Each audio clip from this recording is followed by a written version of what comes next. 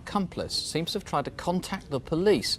Detectives have a tape recording of a man's voice, they have samples of handwriting, and they have an insight into the suspect's personality, which, it must be said, seems slightly weird. Indeed, the police think that there's a real chance the murderer might call Crimewatch while we're on the air. If so, there are details that only he knows, which will prove that he was really at the scene of the killing. The police now want to see if you can help make the pieces fit together, and maybe fit someone that you know. The victim was an eminent doctor, a skin specialist, who lived in Middlesbrough. David Birkett was consultant dermatologist at the Carter Bequest Hospital, though he also held surgeries in 4 other hospitals in South Cleveland. He was a dedicated NHS doctor who'd specialised in skin disorders for nearly 30 years. It will take some time to clear up. But anyway, I'm going to prescribe some... David was also one of the UK's half-dozen figures in the field of paleopathology, the study of ancient human bones, and he was a consultant to the government. Come on, then. Tell us all about it. About what? Operation Thingamy. Rally. Your weekend of adventure in the great outdoors. Well, when we got back... He was modest about his achievements and very popular in Linthorpe, even though many of his friends didn't feel they really knew him. David, from what I know of him, was a very private person. I think that was the most outstanding facet of his personality. He was a very kind man. He'd frequently stop to talk to people that nobody else would bother with. Over the last few years, we've got to know David a little bit better because he started to come out with several of the neighbours, my husband and myself, on a regular basis. On the Wednesday before David died, we all had arranged to go to the bowling club, and David had gone to Durham that evening. And as normal, he came in about 2 minutes just before the quiz started. He must have driven very fast to get down from Durham. Yes, by I this did. time, anyway. My goodness, it's cold out there, too. Is it really? It is, really. Yes, I thought it might be. Good evening, ladies and gentlemen. We're going to start the quiz now. The first question is, how do frogs breathe underwater? We know the answer to that, don't we? Second question, where are the heights of Abraham? Oh, I know that one.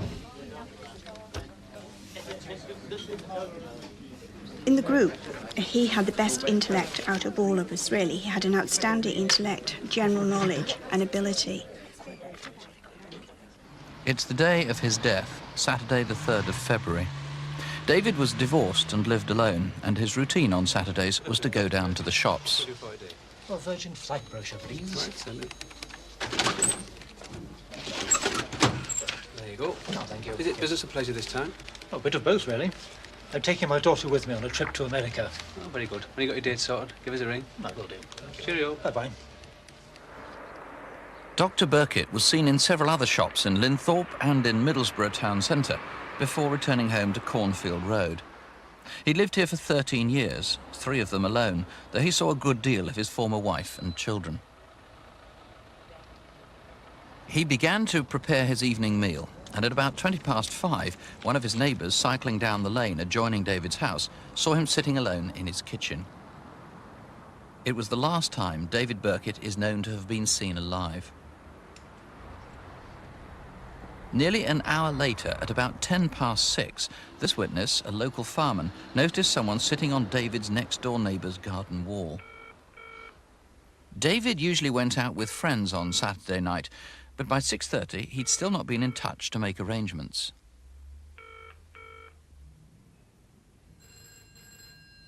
I telephoned, but there was no reply. At 7:20, there was nearly an accident near David's house. Bloody stupid thing to do. About 7:50, I ran to David's house and dropped a note in the door asking him would he let me know by 9 o'clock what he was going to do that night.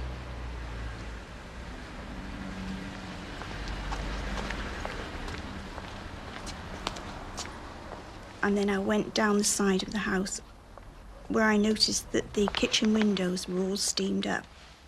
I was a little bit concerned because I felt I could smell burning potatoes. An hour later, a witness waiting for a bus saw someone in the phone box in Union Street at the junction of Parliament Road. It's some 15 minutes walk from David's house. Someone from this phone box dialed 999 and implied there'd been a murder. The witness saw a man use the phone box 3 times, but only saw him speak once.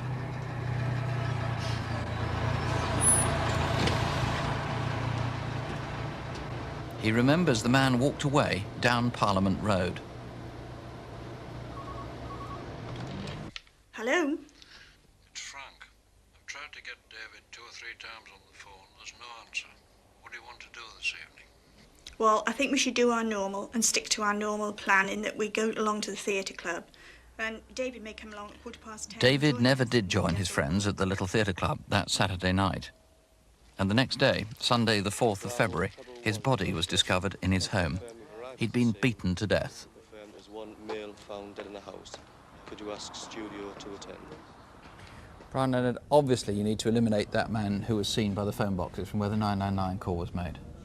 Yes, we do indeed. He's 35 to 45 years of age. He's medium build, 6 feet tall, and he was dressed in a dark anorak. OK, fairly distinctive features. You want him to call. It could be the man who dialed 999, of course, but there's no way of telling. That's right. He may well not be connected with the murder. OK. But obviously we need to trace and eliminate him from the inquiry. Now, not only did someone ring the police, but someone wrote this letter to you. Now, this is the first page of it, which is stenciled, and I gather people who know about stencil say it's fairly well done. That's right. This next page is more interesting. It's got a verse here which seems about martial arts. Heaven and earth are my parents, Psyche Tandon is my home, Stoicism is my body. Very interesting, this line here. I can throw my life away at an instant. Can you?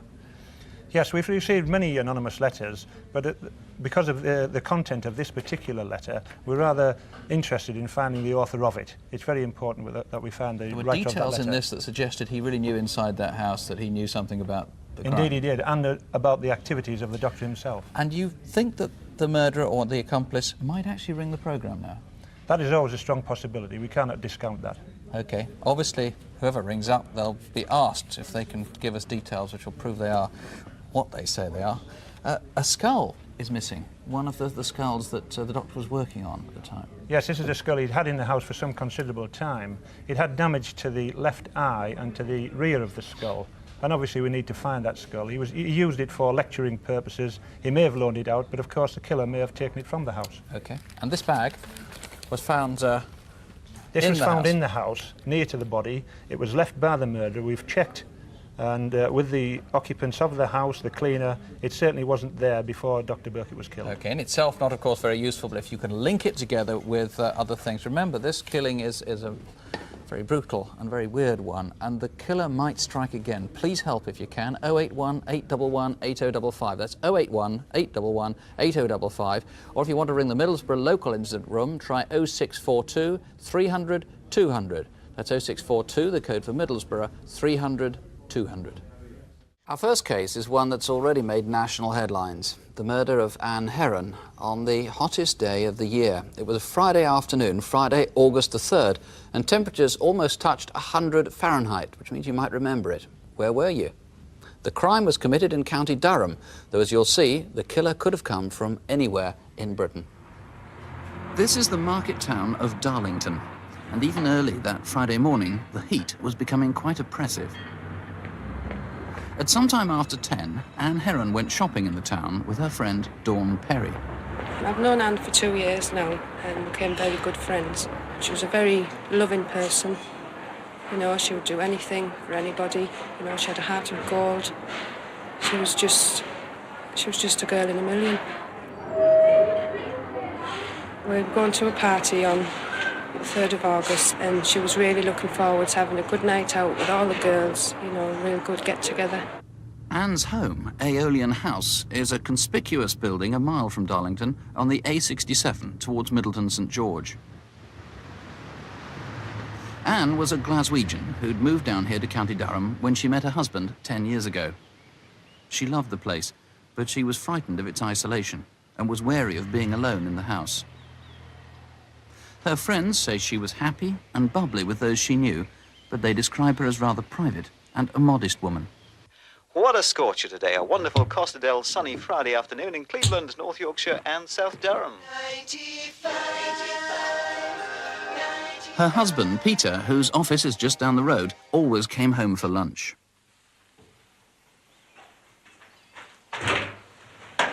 Hello, Princess. How are you? I'm okay. It wasn't so hot. Aye. Resist being sent home for yesterday's strike. Britain's hottest day, the temperature heads for 98 degrees. Renewed fighting has broken out in Kuwait as Iraqi troops... Ah, great, great. Yesterday, 8 American oil workers are reported... You're not having anything? No, I had something at McDonald's while I was out shopping. Did you buy anything? Just a birthday present for Diane. And what are you doing this afternoon? I thought I might do a couple of hours sunbathing. Didn't get a chance this morning. At 2 o'clock, Peter went back to work.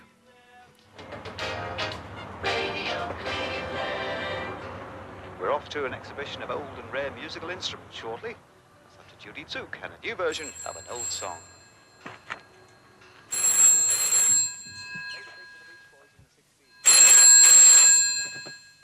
Hello?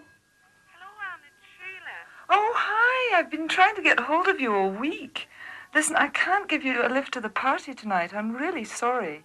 But the car's full up and I've no spare seats. A friend, Sheila Eagle, is the last person known to have spoken to Anne. It's now 2:30. Oh, okay. What are you up to this afternoon? I was going to sit in the garden and top up my tan. Oh, you'll end up looking like a wizened old prune. No, you're just jealous. See you tonight, Anne. Bye.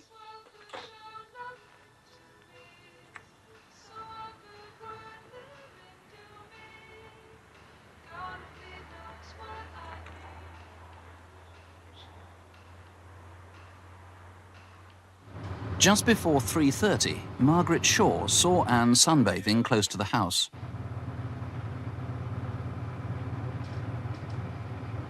This is the last known sighting of Anne.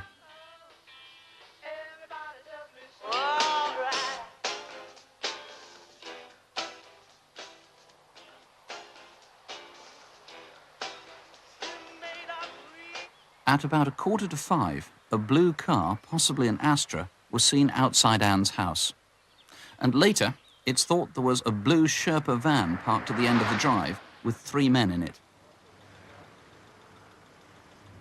Just after 5, a taxi passed the house and the passenger saw someone running down the road. She thought it odd that a man was running so fast and, despite the heat, was in long trousers. He ran off towards Middleton St George. At about the same time, a taxi driver noticed a car speeding down the drive away from the house. He wasn't sure if it was going to stop. He came out behind me and accelerated very, very fast, past me straight. And as he passed me, I looked over and got a split-second glimpse of him, and he accelerated past over the roundabout, heading towards Darlington.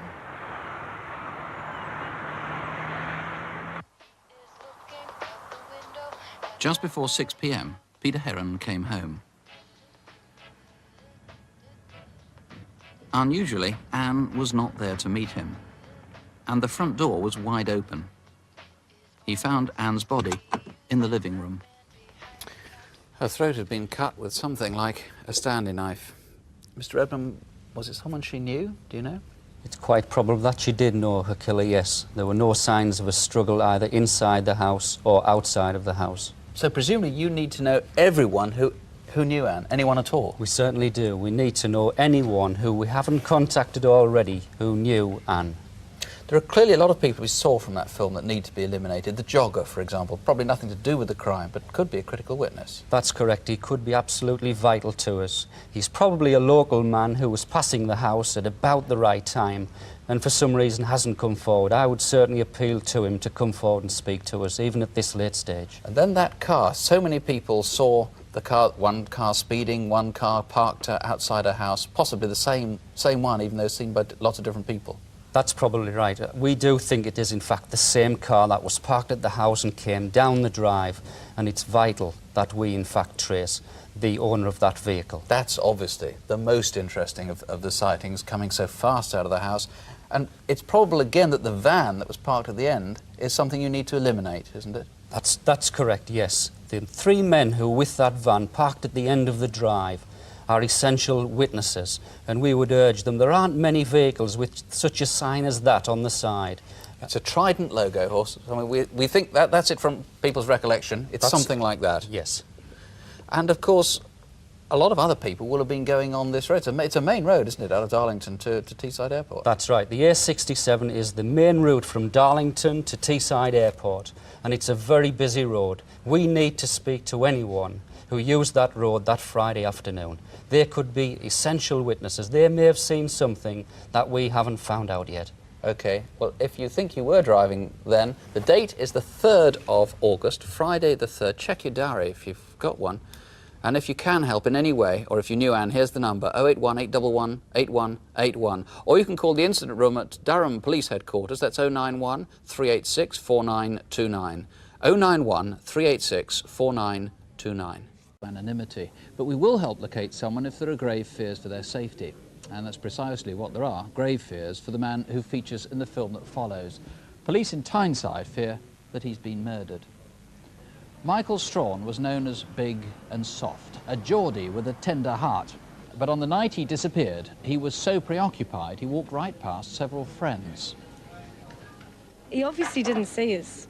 He must have been looking for somebody because he just went in the loo and he came straight back out. He was only in for a second. All right. How are you doing? You hang around for a drink? No, I can't stop. I've got to do a bit of business, so I'll catch you later, Fine. OK? I'll see you later. See ya. Whoever he was doing business with that night almost certainly knows why and how he disappeared. Michael was born in Newcastle and lived at Westerhope. He'd never been away from Tyneside and at 38 still lived with his parents. He'd been a forklift driver, but in 1990 was made redundant. Since then, he got whatever work he could, as doorman, bouncer, or mending cars or motorbikes. Oh, Cole, you all right? Oh, Vic, how you doing? Oh, not too bad. Vic liked bikes. He would often hang around with the other bikers on Westgate Road because a lot of the time he was out at work. He would often pop into the shop just for a chat. He would usually be on his own because most of his mates were working. With little to occupy his time, Michael was a regular in several pubs in the city centre, especially the Farmer's Rest or Percy Arms, and made friends easily. I first met Michael a few years ago and recently got in contact with him again, and occasionally we'd go out to pubs in the Haymarket for a drink together. I've spent all day in the shop. Michael had a heart of gold and he would do anything for anybody. And sometimes he used to tell told stories, but I think it was just to gain affection because he just wanted people to like him, basically. Anyway, I must go. I'll go phone my dad, make sure he's OK. So I'll see you later, OK? Michael loved his home life and was devoted to his mum and dad. His mother's death, a few months before he disappeared, had badly shaken him. He was bookish and used to read and write a lot. This is part of a poem inspired by his father's bereavement. I've lived my life on the wild side. Then I saw a 75-year-old man trying to say goodbye to a woman he's loved. It made me feel so small, and I cried. But for once in me miserable life, not for me, but for him. Oh, Mick was a real good ballad.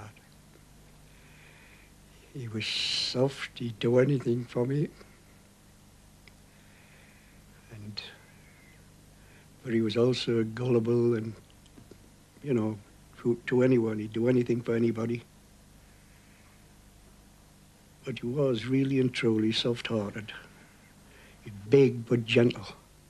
But not everyone was soft on Michael. His size sometimes attracted trouble, and he may have acquired enemies through drugs.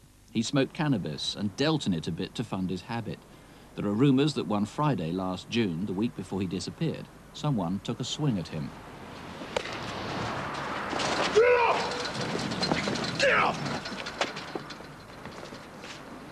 It said a white Ford Transit was involved. Next week, the last before he vanished, Michael was cheerful as always, ambling round Newcastle, dropping in on friends, and, so he said, on the verge of a big deal. Oh, mate, how are you doing? Yeah, hello there, Mick. You all right? Full of busy? Aye. He was his normal sort of happy-go-lucky self that day. He said to me that he was going out to buy himself a Mercedes car and that he was putting some deal together which was going to make him a load of money. He'd also mentioned to me that he was meeting his friend Don the following day. Anyway, I've got to go downtown. Right. But I might see you down there later, OK? Aye, OK. OK, catch you later. Right, we mind how you go, Mick. OK. Yep. Ta-da. Ta-ra now. I didn't really believe him. I just sort of assumed it's another of these pie-in-the-sky stories. I've known Mick for quite a while. He's never really had a large amount of money to play with. And I remember thinking to myself that, you know, I'll believe it when I see it. Oh, you doing, big fella? Man, you all right? Aye, champion. Oh, in? You must have smelt the kettle. But Michael did have money that week and was seeking more. I'll tell you what it is. Got a bit of business lined up. Oh, Glad you Mickey. turned up. Your business. Again. Look, man, it's good. Gonna make a lot of money. Mickey, give over. Look, it's sweet. I tell you. Gonna make a lot of money out of it. Thought of you. Look, Mickey, all the best to you, but I just don't want any part of that. The day Mick disappeared was Friday the 19th of June, the day the Hoppings opened, the largest travelling fair in Europe. By now, Mickey had raised several £1,000s. Look at that. Gonna make me a lot of money. Hmm? Are you all right? Oh, no, I feel awful. What's the matter? I was feeling ill that day and a bit sorry for myself, and when he showed me the money, I didn't even bother to question where it had come from. I'll leave you. Gotta go.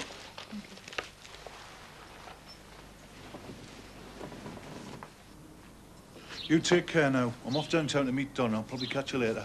You take care with all that money on your mind, Mick. Ta-ra.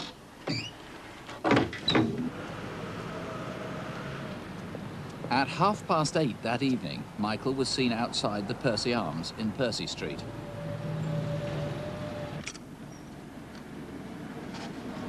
This is Peter Owens, the last person known to have seen Michael before he vanished.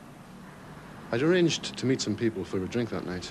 I know Mick because Mick books bands for a party at Don's farm, and I play bass guitar in one of the bands, and we'd played at one or two of his parties. Oh, Mick, how's things? Oh, mate, you all right? Yeah. Have you got anything sorted out for the party? Yeah, I'm off. Just waiting for a couple of lads to pick us up. I'm off to Durham. Going to pick up the marquee. Peter recalls Mickey was relaxed as usual. The time then was 20 to 9. I think it was the very next morning it just hit me. I knew something was wrong because he wasn't the simple reason he hadn't gotten home to me. He would have moved heaven and earth to get back to me. Michael's car was found 100 yards from the Percy Arms. That was 6 months ago. He vanished on Friday the 19th of June. Inside was Mickey's precious cap. It's almost certain somebody watching this programme tonight knows what happened to Mickey. Please call in. Incidentally, if you saw Mickey anywhere, you'd certainly remember him. Remember, he's 6'3", 23 stone, and pretty fit. Thai boxing champion as well, if not a champion. He used to teach it. So please call us here if you can help. Superintendent George Waugh is answering the phones here, 081 811 8181, or you can call his colleagues in Newcastle. They're on 091, the code for Newcastle, 221 8020. That's 091 221 8020. Paul Logan, a young family man, father of 2 children, was killed just 2 days before Christmas. Northumbrian police are in the studio with us tonight in the hope that someone watching this programme will know who killed him and why. Our reconstruction begins near Concert in County Durham at a Chinese restaurant where Paul worked.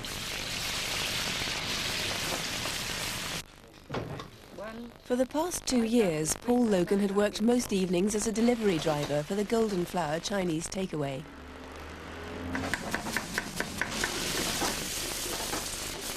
Look and shouting, Tony. What have you been up to? Went into Newcastle again last night. Didn't get back until 8. Now, Tony, what you been up to? You had to know Paul to appreciate Paul. Paul was a very good son, a very good father. Paul lived not far from the takeaway with Pamela Hughes and their 2 children, Michael and Natalie. He and Pamela had been together for nearly 10 years. He always seemed to be laughing all the time with Michael, always carrying on, and he always took Michael everywhere. And he was like, everyone used to call him his little shadow. I mean, Paul had his good points.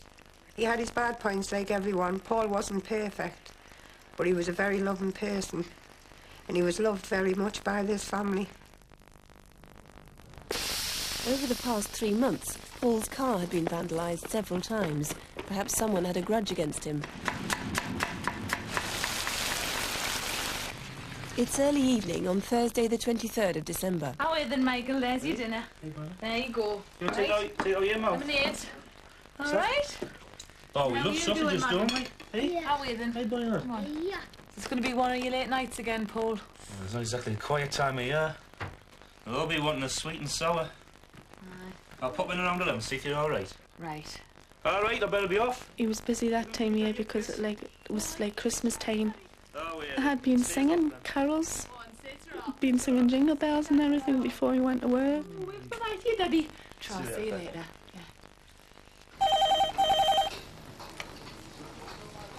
Hello, golden flower. 1 king prawn.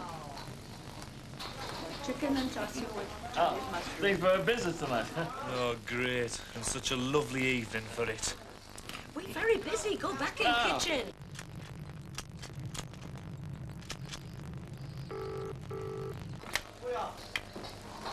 Hello, golden flower. Sorry, can you spell that?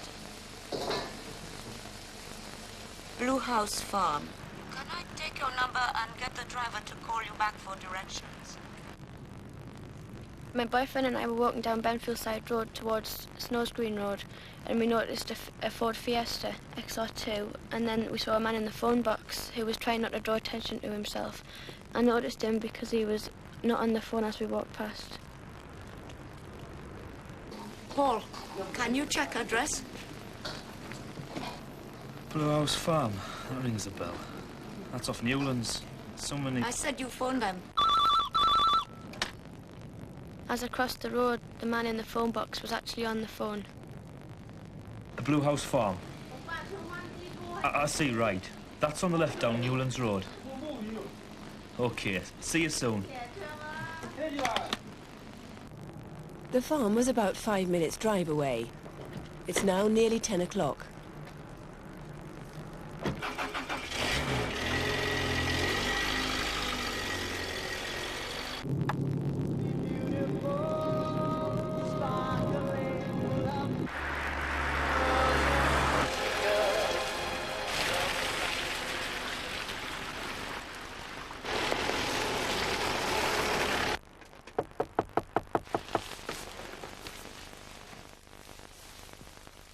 Who's that?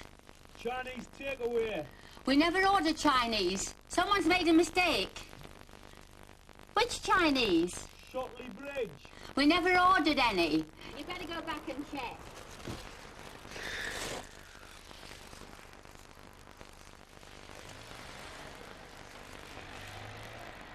The owners of Blue House Farm had left their gate open that night, but when Paul drove back down the track, someone had shut it.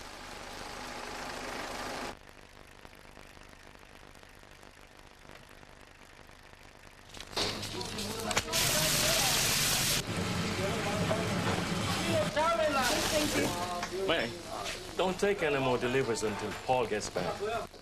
Is this the Golden Flower takeaway? Oh, can you help me? I'm from Blue House Farm, and there's one of your drivers here. Now, I didn't order any food, and I want to know why he's been at my front gate for nearly half an hour. Hello? It's Tony. Has Paul been around? No, why? He's been on a delivery just before 10 o'clock, and he hasn't come back. He used to toot the horn. As he passed the house to let us know he was finished and he was going home. He done that every night. His dad said, he hasn't tooted tonight. And it was a terrible night, and my husband went to the gate. Hello? Elsie, I'm really worried. Paul's not come home, and Tony's phoned to say he's not back from a delivery. He's been gone for nearly an hour and a half. But it was when I got the phone call from Pamela that Paul hadn't returned. I was very concerned because I knew it wasn't Paul not to return from a delivery. My husband and David went to Chinese to talk to Tony. They asked him to take him straight to where the car was.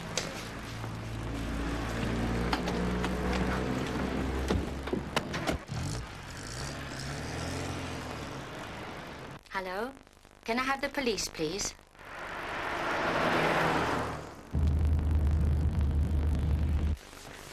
I really thought they'd find Paul and bring Paul back. Or Paul had maybe crashed in the car or something. I prayed to God so much Paul would come back.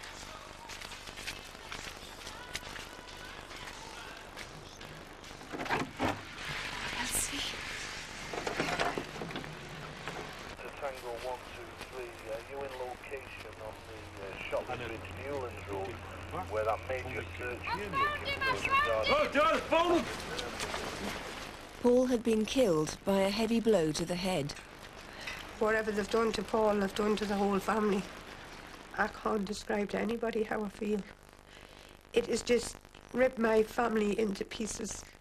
You see people, but what's inside, you can't describe. I've known sorrow, I've known pain, but this is worse. It's a lot worse. You can't describe what goes in your head. There's times you think you're going mad. Things that go in your head because you need to know why such a thing has happened. Well, Mr. Wilson, there's no doubt really that Paul was deliberately targeted. The question is why? We haven't established a motive yet, but we have found that there are a lot of people who hold a grudge against Paul Logan. A lot of people saw the man in the phone box that night. What did he look like?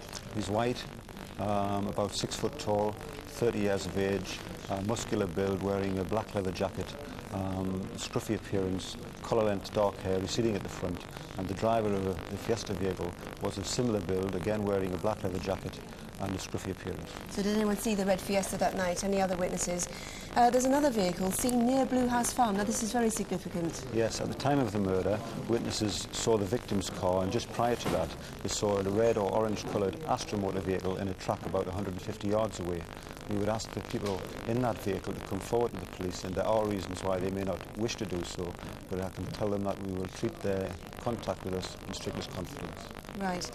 There is a reward. The family's got a reward together in this case. Yes, the family of the victim will offer £10,000 for information leading to the arrest and conviction of the persons responsible. Mr. Wilson, thank you. There does seem little doubt that somebody knows who committed this murder. Please do ring us if you can help at all. We're on 0500 600 600 here in the studio. The number for the incident room at Wickham Police Station in Northumbria is 091 221 9319. That's 091, the code for Tyneside, 221 9319. Calls will help us in our next case, an appeal for witnesses to murder, several of them, though they may be unaware of what was going on at the time. Think back to October, especially if you live in County Durham. Julie Smailes was found dead at her home in Leadgate near Consett. Various details about the crime have been withheld until now, but inquiries have reached the point where, if this murder is ever going to be solved, public help is crucial.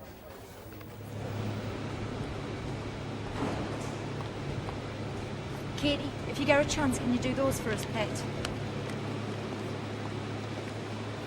Thanks a lot. See ya.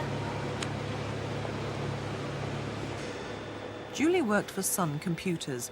She joined when she was 18, and in the 9 years since, she'd earned a series of promotions from assembly line to management. But she wasn't just efficient, she was really popular. Julie was one of the nicest people I know. She used to say if I ever had a problem of any sort, whether it was private or to do with work, I just had to go and tell her. Last time we went out was for my birthday. She's the first one on the dance floor. She was. She was the last one to leave as well. She's just so full of life. It was unbelievable. I'm just going to nip for a tab. If anyone calls, tell them I'm in a meeting, all right? This is outside Julie's house. It's the first time I'd seen a car parked on that drive. I thought, it must be the new boyfriend of the girl who lives there. Hiya. Hiya. Hello. The way he reacted when he saw me looking at him, he was quite taken aback. He didn't want me to see what we had in that bag. I'd describe him as late 20s, early 30s, about 5'3" tall, stocky, athletic sort of build, with a square sort of face. Newcastle have scored again, ma'am. We're slaughtering them. These chips are cold. Well, why don't you stick them in the microwave for a couple of minutes? Do you want a cuppa? Is the Pope Catholic? What? Mother, man. Yes, I do. Of course I do. Please. So, Ginola really performing tonight. She was more than just a daughter, you know. She was such a good friend. She was... I don't know how to put it into a word, you know, but she was it. And a very, very special relationship we had. They now lead on aggregate by... We were in the process of doing the living room up, and it was going to be my job to make the curtains. And when we'd actually finished, Julie was absolutely delighted. Over the moon, she was. Come on, Mum, got the camera. Oh, Back no. down. Come on, in the middle of the curtains. Oh, you know I hate You look photographs. Come on. gorgeous. Shut up. I'll tell you, Mum, I didn't know you could make curtains. Oh, Come on, hurry yourself up, will you? All right, wave the flash. Smile. I loved being part of our life and trying to do the motherly things, you know, that mothers do for their kids. She let me into her life. And I felt very privileged, you know. Right, well, when do you want a hand? It'll have to be the weekend now. What about Sunday? Right, I'll see you on Sunday. All right, then. I'll give you a hand. Cheers, Mum. Hey, thanks for those curtains. They're beautiful. Beautiful curtains for a beautiful daughter. Okay. See you later. Bye.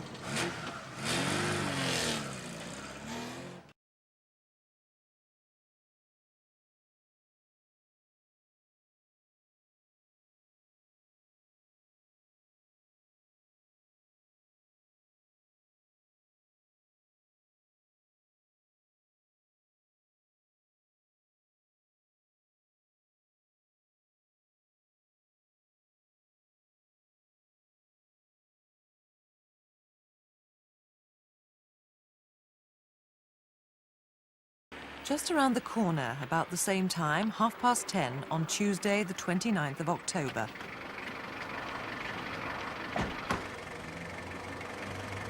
Is anyone going to pay or what? I picked them up from the taxi office and took them to Leadgate. There were 3 pleasant young lads. When I dropped them off, I think they were just decided to have a giggle with the driver and just walked off without paying. £1.60. The £1.60 isn't important now, but guys, if you're watching, you're almost certainly crucially important witnesses, though you won't know why.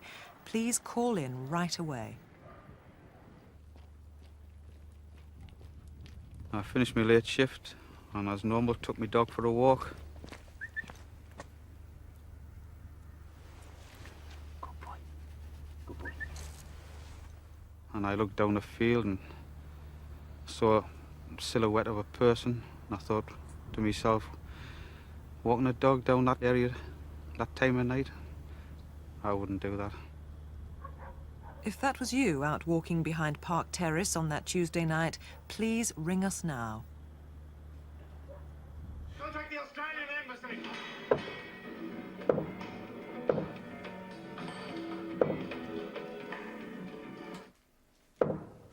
About 1 o'clock, I heard some bangs, and I got up to see if I could see anybody or anything. The noise seemed to be coming from the direction of Julie's house. I couldn't, so I got back into bed. Then about 20 minutes later,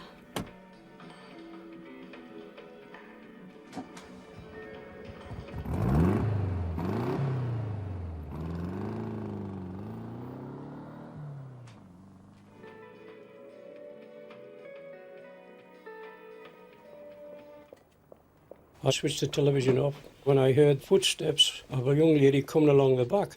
I could tell it was a young lady because she was in a hurry and she had high heels on.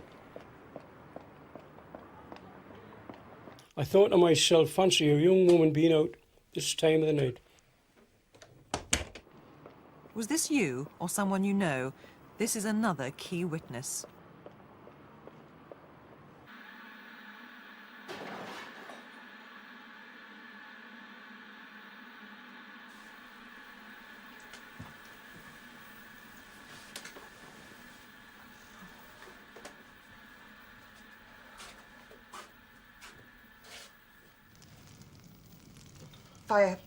Fire brigade, please, yeah.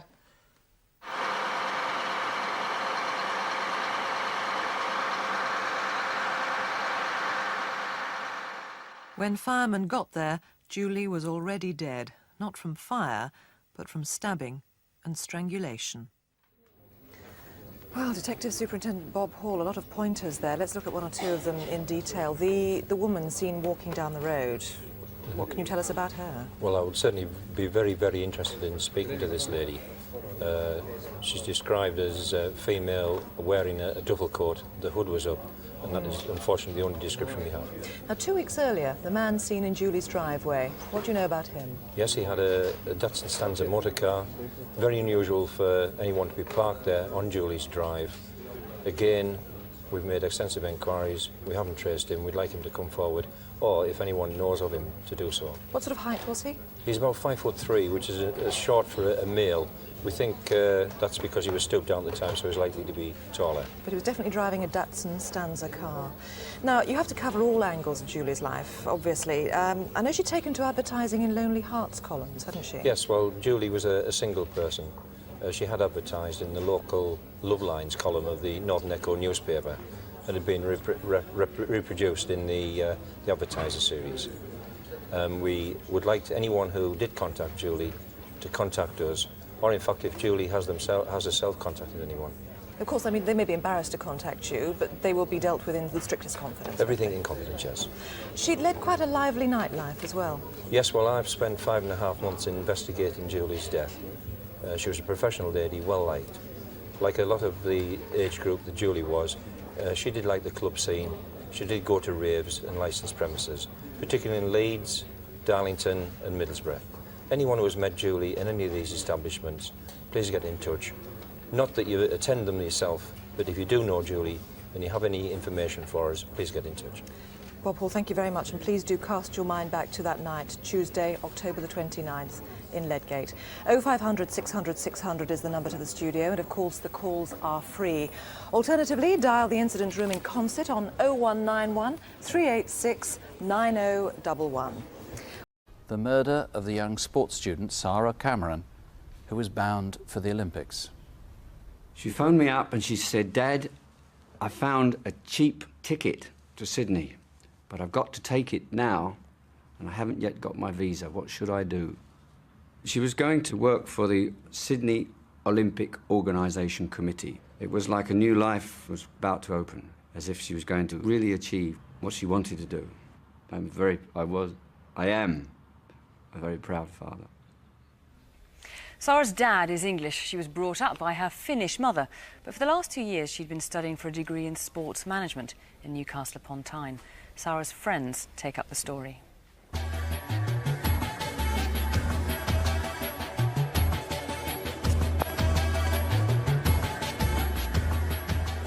On that particular night, the quayside was absolutely heaving. It was jam-packed with lots of people really up for the weekend.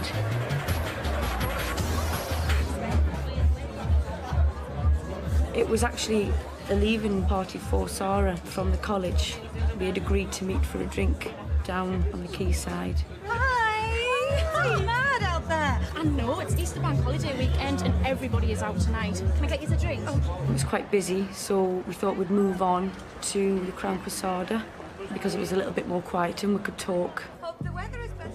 We met another colleague from work. He came down at 10 o'clock and he brought Sara's present. Just in case you get bored with the tinnies, here's something for all those Barbies, mate. I wish I was off to Australia. You're dead lucky in the Olympics as well. Oh, now this is great. What is it? Yeah, bubble head. Look, it's a corkscrew. Not a you should be at a party. I hope you like it. I love it. We left the pub at 11:10. We just sort of like went our separate ways outside the pub. We had a good drink, so we were sort of really up for going out and going clubbing, but Sara wasn't. We did spend a lot of time trying to encourage Sara to come night clubbing with us, although she was adamant that she didn't want to come. See you later, gorgeous. Are you sure you don't want to come for a boogie? No, thanks. I want to go home. I've got work. I'm tired. Stay in touch, yeah?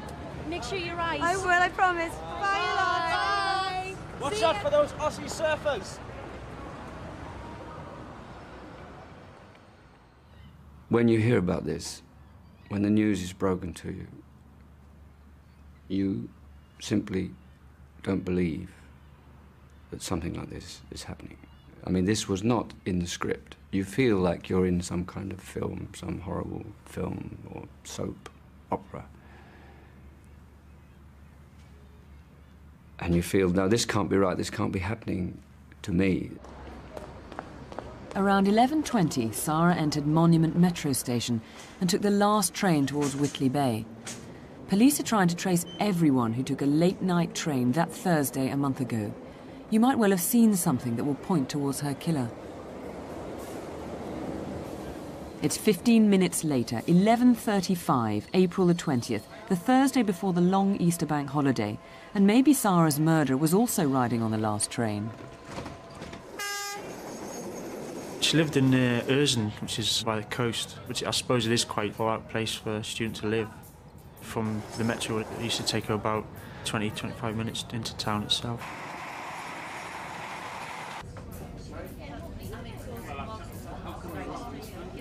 Shiremore Station, just before midnight.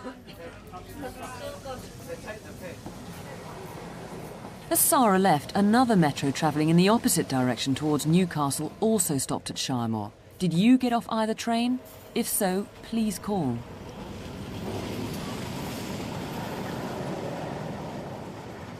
It's quite far out from the city centre, and Sara used to often complain the distance that she had to walk from her house to Shiremore Metro Station. A local resident remembers Sara heading down Park Lane towards Ersden and distinctly recalls that a man passed him walking in the same direction.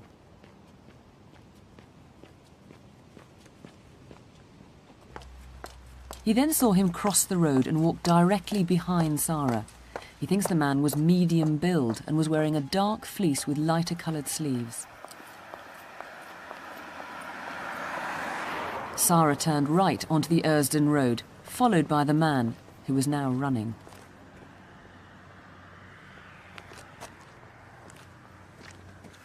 Then another witness. Just after midnight, a driver sees a man running after what he assumes to be his girlfriend.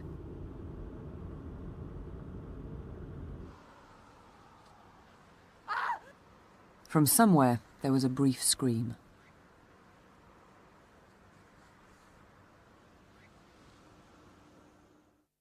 An investigation is underway after the discovery of a body under a hedge near when a woman walking her dog reported the incident. It was lying under a hedge in a field. As a fingertip search of the area around the murder scene continued. Sara's naked body was found almost in sight of her front door.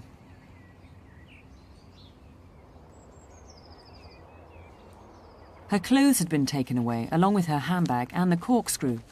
But some of her clothes were discovered about half a mile away in a small wood beside Wellfield School. Unless her killer struggled across fields and ditches, he must have known the local paths here.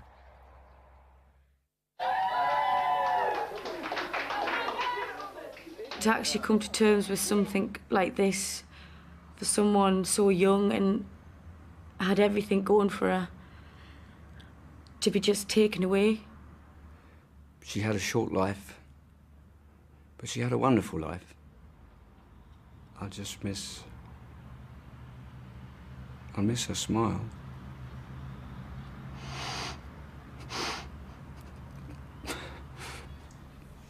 Steve, it's just a tragic case. We saw in the film there that Sara took the last metro from Monument in Newcastle city centre, then to Shiremore. So obviously you want to talk to people who were on that train, who might have been on that train with her. Yeah, that's right, we do, but we also more specifically want to speak to people who got off that train or who may have seen people get off the train. And we also need to speak to anybody who was in Shiremore between 11 o'clock and 12 o'clock, and particularly anybody who may have seen somebody hanging around the area. It's important to get in touch with us.